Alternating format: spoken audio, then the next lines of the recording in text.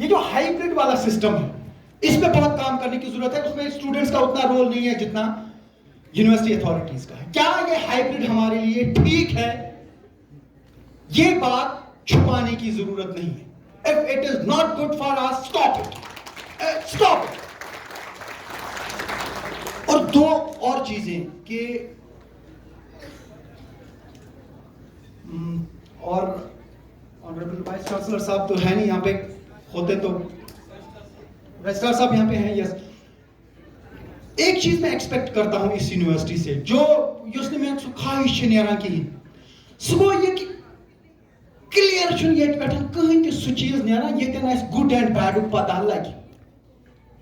Good and bad का मतलब ये है कि अगर हमारी पोल्ट्री है जो उसमें 30 साल पहले कंटेंट होता था या न्यूट्रिएंट्स होते थे, क्या आज वही है या कुछ चेंज हुआ?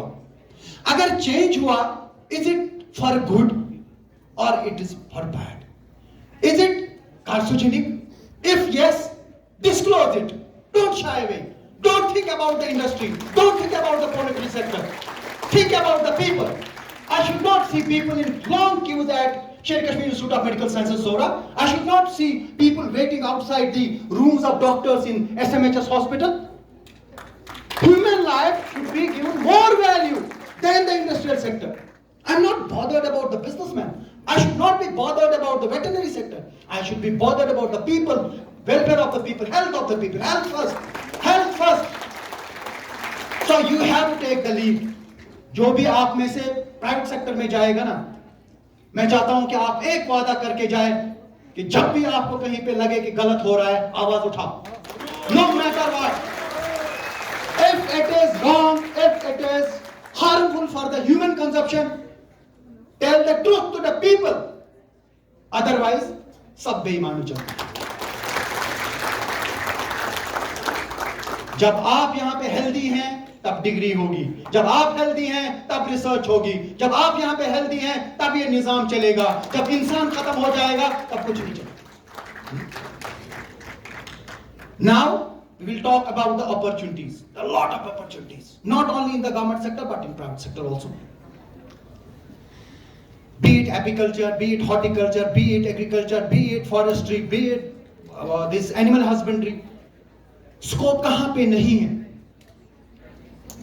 But the problem is, professionals जो है ना, वो आज भी अनपढ़ लोगों को मात नहीं दे पाते हैं सिस्टम में. वो आज सक्सेसफुल वो है. बहुत सारे एंटरप्रेन्योर्स जो मैंने देखे, उनके पास पोस्ट ग्रेजुएशन हॉर्टिकल्चर, एग्रीकल्चर या बाकी सेक्टर्स में नहीं, but they are successful. Why? They have commitment. उनका विजन क्लियर है, हमें ये बिजनेस करना है. हमारे बच्चे जो हैं वो हमेशा सरकारी नौकरी के बाद पीछे पड़े हैं. You do it. हर किसी को मिल नहीं सकती है, हर कोई असिस्टेंट प्रोफेसर नहीं बनेगा. अगर आप यहाँ पे 200 बच्चे हैं, 200 बच्चे असिस्टेंट प्रोफेसर होंगे तो स्टूडेंट कहाँ पे आएंगे और फैकल्टी कितना एब्जॉर्ब होंगे? आप लोग एब्जॉर्ब होंगे. ठीक है, you dream for, you Aspire for that. मिलती है ठीक है, मिलती नहीं है बाकी जगहों पे. आज से ही सोचो आपका फ्यूचर कैसे रहेगा, but in your own line, in your own profession, in your own stream. Cross line में अगर आप जाते हैं तो आप अपने 5, 7 या 8 साल जाया करते हैं. स्कोप है, मैं फिर से कहता हूं, एग्रीकल्चर में स्कोप है, हॉर्टिकल्चर में, फॉरेस्ट्री में, हर चीज में स्कोप है, लेकिन आपको इसको ढूंढना पड़ेगा. बुझुस मनान के अगर परिंपोची लकर करना समझिए, तुम सब बिजनेसमैन, वो कहां से लाते हैं? रशिया से लाते हैं, जर्मनी से लाते हैं, बाकी चीजें. अगर हमारा एमएससी हॉर्टिकल्चर करके वो कोई बिजनेस करेगा, मैं कहूंगा ये अपनी लाइन में गया, इसमें कर खुदा ना खास्ता कोई गलत है. वो बेटर सजेस्ट कर सकता है whether the timber is good or not. वो सजेस्ट बेटर कर सकता है कि आम आदमी बेटर कर सकता है? वही आदमी बता सकता है जिसको मालूम है. तो उस सेक्टर में जा सकते हैं, स्कोप इज देयर. लेकिन हमारे बच्चे वहां पे नहीं जाते हैं. जो ट्रेडिशनली बिजनेस करते आए हैं वहीं पे वहां पे ग्रो हो रहे हैं. कुछ तो है जिसको सिस्टम को ठीक करने की जरूरत है. फ्रूट बिजनेस अनफॉर्चुनेटली दिन ब दिन सुकड़ती जा रही है, तबाह होती जा रही है. चैलेंजेस बहुत ज्यादा है, लेकिन साजिश का पर्दाफाश नहीं होता. साजिश है. साजिश यह है कि कहीं ना कहीं पेस्टिसाइड्स का जो इस्तेमाल होता है, क्या वो सही है? जो फंजीसाइड्स का इस्तेमाल होता है, क्या वो हमें लगाने चाहिए थे? सो वायरस ना, वायरस पहले तो नहीं था, कंप्यूटर में वायरस आ गया ना, मोबाइल फोन में वायरस आ गया ना, मैं तो ये दावे के साथ कह सकता हूं कि बागात में वायरस डाला गया। आप इसको नकारिए, ऑफिशियली आप इसको नकारिए। अगर आप नकारते हैं तभी मैं ये कहूंगा काम हुआ। आप इसको एक्सेप्ट कीजिए और मान लीजिए, इसको अलार्म बजाइए, तभी मैं ये कहूंगा काम कर किया आपने। लेकिन आप साइलेंट रहेंगे, उसका मतलब है कि आप खामोश तमाशा देख रहे हैं।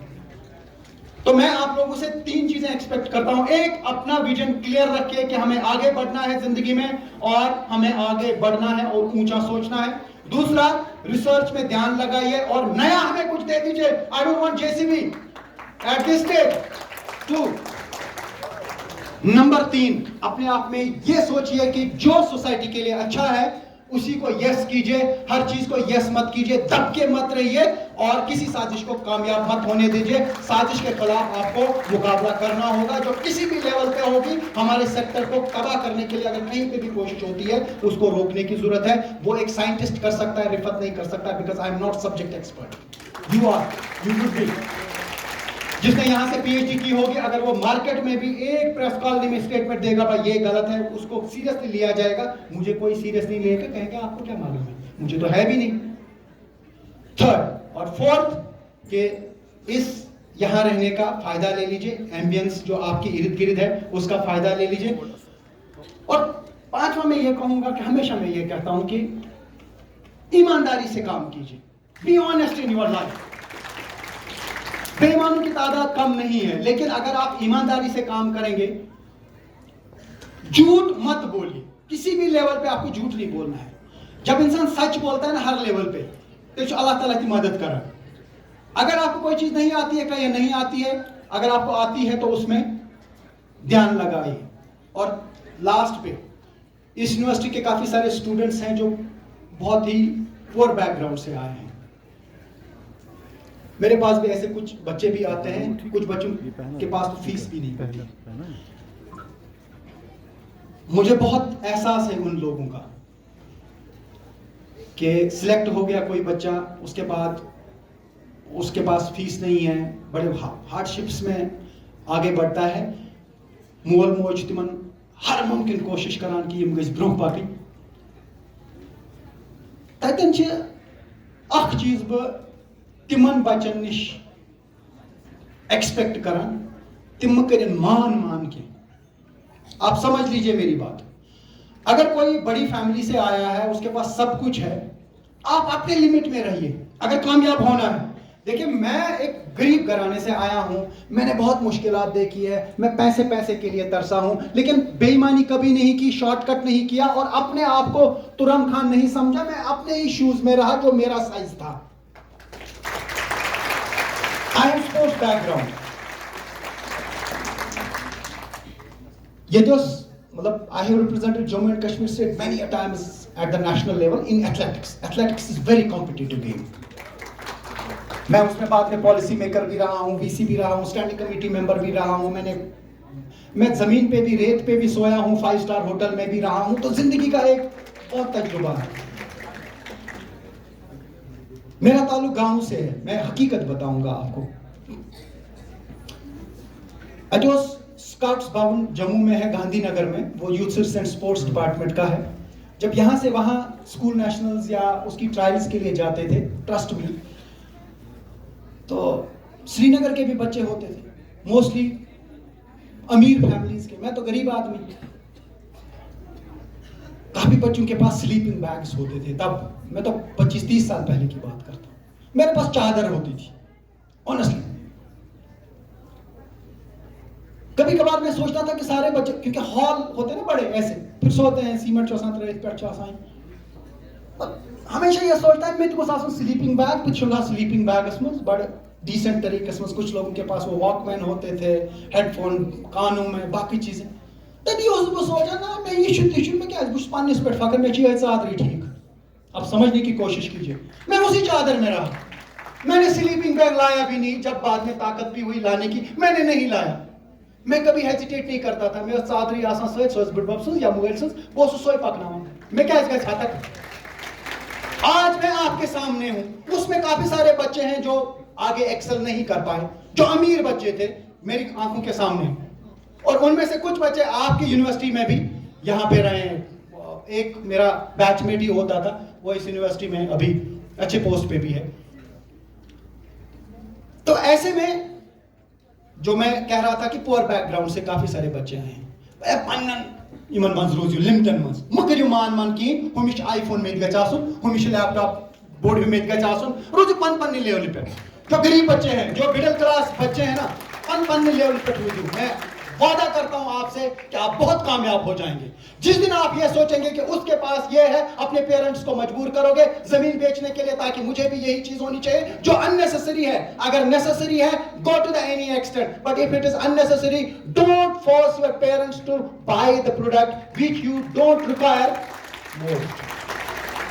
जब ये चीजें आप सब में आएंगी तो मैं दावे के साथ कहूंगा कि आप सब कामयाब हो जाएंगे। मेरी मतलब ये कहूंगा कि मेरी दुआएं आपके साथ, मैं बहुत फख्र महसूस करूंगा कि जिन लोगों के सामने मैंने आज चंद बातें की, ये जब ग्रो होके अच्छे अच्छे ओहदों पे जाएंगे, अच्छे इंटेलेक्चुअल्स कहलाएंगे, अच्छे इनोवेटर्स कहलाएंगे, अच्छे साइंटिस्ट कहलाएंगे, मुझे फख्र होगा कि 10 साल पहले या 15 साल पहले मैंने इनसे बात की थी और मेरी मोटिवेशन का 0.01% उस पर असर हुआ। तो ये मैं उम्मीद रखता हूं, please think big and say we can and fly like this girl जो आपकी यहाँ यूनिवर्सिटी में रही हैं, आज आसमान के साथ बातें करती हैं। लेकिन उसमें भी एक कंडीशन है, हर किसी की फाइनेंशियल कंडीशन ऐसी नहीं हो सकती है कि कोई, इन्होंने यहाँ पे पीएचडी कर रही थी, वो छोड़ दिया और गई। हो सकता है कि बैकग्राउंड घर का रहा हो, जरूरी नहीं है कि रिफत के पास ऐसा बैकग्राउंड हो तो फिर वो भी ये सोचे। ऐसा ही नहीं सोचना है, अपनी लेवल के हिसाब से सोचो और कभी भी अपना सेल्फ एस्टीम गिराओ मत, अपने आप को किसी से कम मत समझो। मैं किसी को, मुझे अक्सर लोग कहते हैं ये स्पीच करा शायरी करा कि 4 लिखमुत कम तम सह तम सिज किताब मैं क्या तथ कर बस वन पन शायरी करते पीएचडी यूज तमिस किताब तमिस मैं क्या कर न था बत शार चुम्र याद पता गसान ताले बवन पन मैं वन यह चादर मे निमुत स्लीपिंग बैगस से कंपटीशन। तभी मैं कह रहा हूं आप अपने सब्जेक्ट के साथ बातें करिए, आपको अपना सब्जेक्ट जवाब देगा। एक लास्ट मिसाल जो मैंने उनके सामने भी बताई, फिर से बताऊंगा, इजाद जरूरत की मां है। इजाद आप करते हैं, दिस मैन इज विटनेस। ये जो है मिस्टर मुश्ताक अहमद वाद, is my friend, is my colleague. कुछ दिन पहले अशक्रूर पाई कुआं जो होता है ना, वेल क्रीर सफाई कर ছোট वोट गोमुत गसान over the period of time, क्योंकि चूहे वगैरह मिट्टी विट्टी डालते हैं। ड्रिंकिंग वाटर का वेल आप साफ प्योर वाटर, हमारे एरिया में जिस गांव में मैं रहता हूं अच्छी प्योर वाटर आसान लाइक स्प्रिंग वाटर क्रीर वो 30-35 फीट तक डिग करना पड़ता है, तो वहां से क्लीन वाटर निकलता है, वो मोटर के जरिए जो है उसको लिफ्ट किया जाता है। अब इसकी सफाई करनी थी, अब मैंने मजदूर को लाया। सबसे पहले मैंने उसकी सेफ्टी सोची कि अगर अमिस ऑक्सीजन की कमी गई है मर, या अगर अमिस कह को खालोन कहते, तो मैंने 2-3 लोग जो है वो लाए, इंक्लूडिंग दिस मैन। ये मेरा दोस्त है, मेरे साथ ही होता है, मैं बस ये थी रोज भरोशन के अमेजन गो के ये थी रोज। मैंने कहा ठीक है। अब सोचते सोचते मैंने सोचा ये तो नीचे जाएगा, लेकिन उधर ऑक्सीजन की बहुत कमी है क्योंकि ढक्कन लगातार इस कुएं का बंद रहा। अब मैं क्या करूं? अचानक से मेरे जहन में ख्याल आया, मैं should vacuum cleaner, you should blow the current. ये डस्ट भी उठाता है, दूसरे साइड से ब्लो करता है। मैंने आगे वाला पोर्शन इसका खोला, जो ब्लो वाला है वहां पे मैंने पाइप लगाई जो इसकी अपनी होती है, उसको एक्सटेंशन दे दिया प्लास्टिक पाइप जो 1.25 इंच की होती है, 2 मिनट उसको बंद किया, उसको कुएं में डाल दिया। उसके बगैर जब ये मजदूर गया तो मैं हजबासा ये दाम ठीक है। जब मैंने उसको ऑन किया तो मजदूर ने कहा बस कंफर्टेबल। तो 10-12 मिनट, आप समझ 10-12 मिनट हो गए, मैंने इसको बंद किया, तो दमस बस खस वापस मैंने फिर से ऑन किया, तो बस जस्ट कंफर्टेबल। ये मैंने वहां ही सोचा, मैंने उसको वहां ही सॉल्यूशन दे दिया वैक्यूम क्लीनर से, और वो तकरीबन 3-4 घंटे वहां रहा कंफर्टेबल। उसको लगा ही नहीं कि मैं कुएं में हूं। उसने खुद कहा कि मैं पिछले 20 साल या 30 साल से कुएं खोदने का काम कर रहा हूं, लेकिन ये जुगाड़ मैंने पहली बार देखा। मैं तो कोई साइंटिस्ट हूं नहीं। उसका मतलब कि अगर कुएं में कोई आदमी फंसा है तो मोहल्ले में एक वैक्यूम क्लीनर लाए, उसको एक्सटेंशन दे दे, ऑन कीजिए, वो बच जाएगा जब तक उसका रेस्क्यू करेंगे। It's possible.